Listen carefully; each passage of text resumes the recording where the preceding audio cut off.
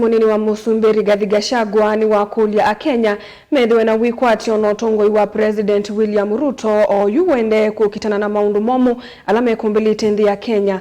Wengine wa kulia muika na monoma muika wa Gen Z medwe na wendo kuindi ya Kenya na mayeka na miatianyo ila maendesia ya mugo. Kennedy Mulinge nukutuelesea. Ainene cha thini cha uthaithi cha kanisa wa PCEA parish ya Kayole kaunti ya Nairobi. Gachagua no weto kwati wa nthi ya Kenya vamana ivyo vya kiutiti ya esa kuose ondo violated no sakwa ni muvitu wangilili na meongoli na ile bala wenda Kenya kwithwa na mwekio no tongoi wa President William Ruto kuthinekia mathina a mukuli. Kama taifa la Jamhuri ya Kenya sitaki tukufe roho. Tuko na matatizo hapa na pale ya kiuchumi, ya siasa yetu, ya vile tunaendesha mambo, lakini tuko na matumaini. And I would like to give hope to the people of Kenya. Ya kwamba haya mashida zote na matatizo iko matumaini mbele tutatatua. Lakini tujivunie pia amani iliyo Kenya, umoja wetu, uthabiti kama taifa la Jamhuri ya Kenya. Na hakuna pahali hakuna matatizo. Hata kwa maboma yenu ni vile hamwezi sema. Kwa hivyo yale ambaye tunapitia kama taifa tutayatatua na tumeanza vizuri. Kavinane kauga Gachagua no weka ila mweka muno majenzi ala methito matoisi maandamano ma kwenda kwa iliotongo nthi ya Kenya ungua President William Ruto.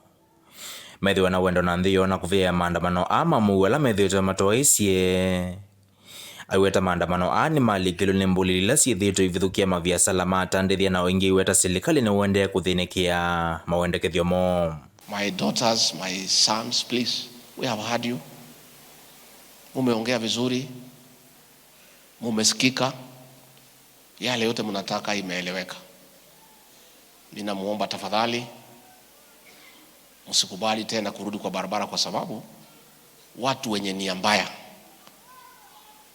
hijack ile kitu yenu ilikuwa mzuri, kuanza wizi na kuharibu mali, si ndio?